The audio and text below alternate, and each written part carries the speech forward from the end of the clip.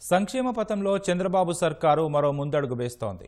నిరుద్యోగ వృత్తి అమలుకు రంగం సిద్ధమైంది. ముఖ్యమంత్రి యువనేస్తం పోర్టల్ను ఏపీ సీఎం చంద్రబాబు ఇవాళ ప్రారంభించనున్నారు. వృత్తి, ఉపాధి, శిక్షణ సంస్థల సమాచారం, పరిశ్రమలకు నిరుద్యోగుల సమాచారంతో సమగ్ర వ్యవస్థ యువతకు దిక్సూచిలా మారనుంది. చంద్రబాబు ఆలోచనలకు ఐటీ మంత్రి లోకేష్ కృషి తోడై యువతకు అభయం అందించనుంది.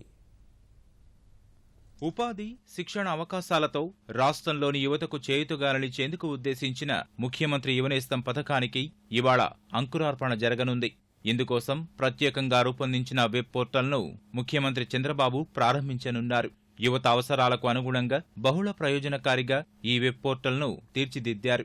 పరిశ్రమలు, సంస్థలకు కూడా ఉద్యోగార్థుల సమాచారం ఇందులో లభిస్తుంది. ఆధార్, ప్రజా సాధికార సర్వే, రేషన్ కార్డ్, సంక్షేమ పథకాలు, అప్రెంటిస్షిప్, ఈపీఎఫ్, ఈఎస్ఐ, జనాభా లెక్కలు లాంటి ప్రభుత్వం వద్ద ఉన్న యువతకు సంబంధించిన అనేక రకాల సమాచారం ఆధారంగా ఈ వెబ్ పోర్టల్ పనిచేస్తుంది. రాష్ట్రంలోని 10,11,234 మంది ఈ పథకం కిందకు వస్తారని తేల్చారు. 22 సంవత్సరాల నుంచి 35 సంవత్సరాల మధ్యన ఉన్నటువంటి యువతని మనకున్నటువంటి ఎవరైతే డిగ్రీ పూర్తి చేసుకుని అలాగే ఎవరన్నా 3 సంవత్సరాల డిప్లొమా పూర్తి చేసుకున్న వాళ్ళు ఉంటే వాళ్ళని దాదాపు ఒక 12 లక్షల మంది ఈ సాధికార సర్వే ప్రకారం మన దగ్గర ఇన్ఫర్మేషన్ ఉంది అధ్యక్ష. దాని మీద అధ్యయనం చేసి దాన్ని ఏ రకంగా మనం ముందుకు తీసుకెళ్లాలనేది ఒక ప్లాన్ చేసుకుని ఒక డేటా అంతా కూడా తయారు చేసుకున్నాం అధ్యక్ష. దాన్ని ఒక మంచి వెబ్సైట్ తయారు చేసి పోర్టల్ ద్వారా వాళ్ళ ఇన్ఫర్మేషన్ మొత్తాన్ని కూడా దాంట్లో మనం వాళ్ళు ఇచ్చిన దాన్ని తీసుకుని చేయాలని చెప్పి లక్ష్యంగా పెట్టుకున్నాం. దాన్ని అమలు చేయడానికి కూడా దాదాపు బడ్జెట్లో 1000 కోట్ల రూపాయలు కూడా పెట్టుకోవడం జరిగింది అధ్యక్ష. ఒక యువతకి వృత్తి ఇచ్చి సరిపెట్టడమే కాకుండా ముఖ్యమంత్రి గారు మాకు ఆదేశించడం కూడా జరిగింది అధ్యక్ష.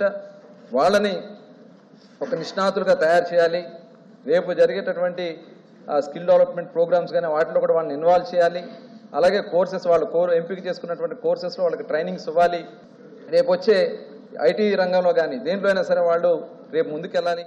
అభ్యర్థి యువనేస్తం పోర్టల్లో తన ఆధార్ కార్డు నంబరు ఎంటర్ చేయగానే ఈ పథకానికి అర్హుడా కాదా అనేది తక్షణం తెలిసిపోతుంది. తెరపై 12 అంశాల జాబితాలో గుర్తుల ఆధారంగా అర్హత వెల్లడవుతుంది. అనర్హులైన వారు ఫిర్యాదు చేసుకునేందుకు వీలు కల్పించారు.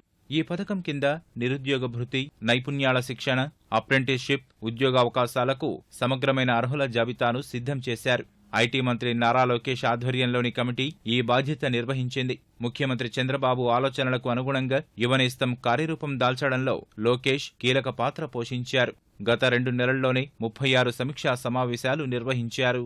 ఆంధ్ర రాష్ట్రానికి 2705 పరిశ్రమలు రాబోతున్నాయి అధ్యక్ష. ఎంఓలు కుదుర్చుకున్నాం.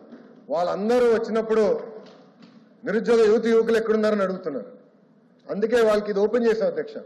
వాళ్ళ పాన్ నంబర్ కానివ్వండి, జిఎస్టీఎన్ నంబర్ ద్వారా వాళ్ళు రిజిస్టర్ అవ్వచ్చు అధ్యక్ష.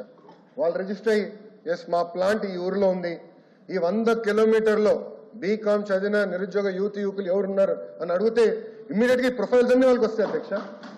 ఆటోమేటిక్గా వాళ్ళకి వచ్చేస్తాయి.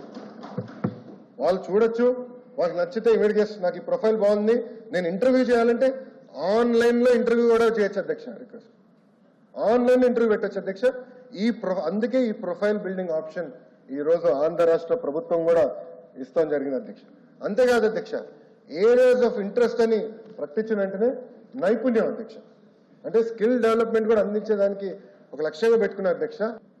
అంటే అన్ని కోణాల్లో మేము ఆలోచించి ఏదో ఒక నిరుద్యోగ వృత్తి ఇస్తున్నాం, ఏదో ఒక 1000 రూపాయలు ఇచ్చేసి బాధ్యత దులిపేసుకోవట్లేదు అధ్యక్ష.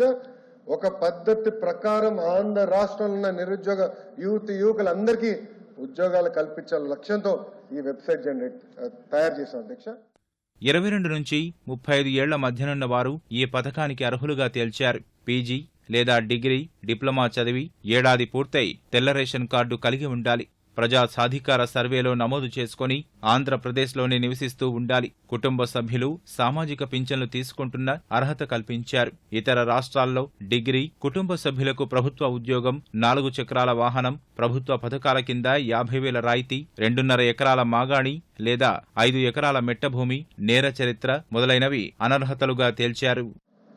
ముఖ్యమంత్రి యువనేస్తం ఒక కాంప్రహెన్సివ్గా దీని మీద ఒక అధ్యయనం చేసి ఒక ప్రణాళికాబద్ధంగా ఒక నిర్ణయం చేసి ఏ విధంగా యువతను ఆదుకోవాలనో ఆదుకోవడం కోసం ఈ కార్యక్రమాన్ని ఏర్పాటు చేయడం జరిగింది. దగ్గర 6,15,000 మంది విద్యార్థులకు నైపుణ్యాన్ని ఇచ్చి తద్వారా వాళ్ళకు ఉపాధి కల్పించాలని, ఇంకొక పక్కన best companies in the world Siemens centers 40 పెట్టాం.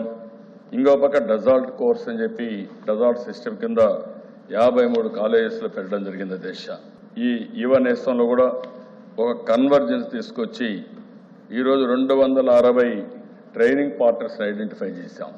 ఇప్పుడు నేను ఆలోచించింది ఇండియాలో ఉండే బెస్ట్ ట్రైనింగ్ పార్ట్నర్స్ని ఎవరైనా బాగా ట్రైనింగ్ ఇచ్చి వాళ్ళకే రెస్పాన్సిబిలిటీ ఇంత పర్సంటేజ్ 60-70% ప్లేస్మెంట్ ఇప్పించాలి. దానికి ఎంత డబ్బులైనా సరే ఒక అండర్స్టాండింగ్కి వస్తున్నాం. ఈరోజు 260 ట్రైనింగ్ పార్ట్నర్స్ వచ్చారు. అవసరమైతే ఇంకా పెంచుకుంటాం. మంచి వాళ్ళు వస్తే 518 ట్రైనింగ్ సెంటర్స్లో ఇస్తున్నాం. ఈ సెంటర్స్ కూడా కావాలంటే పెంచుకుంటాం.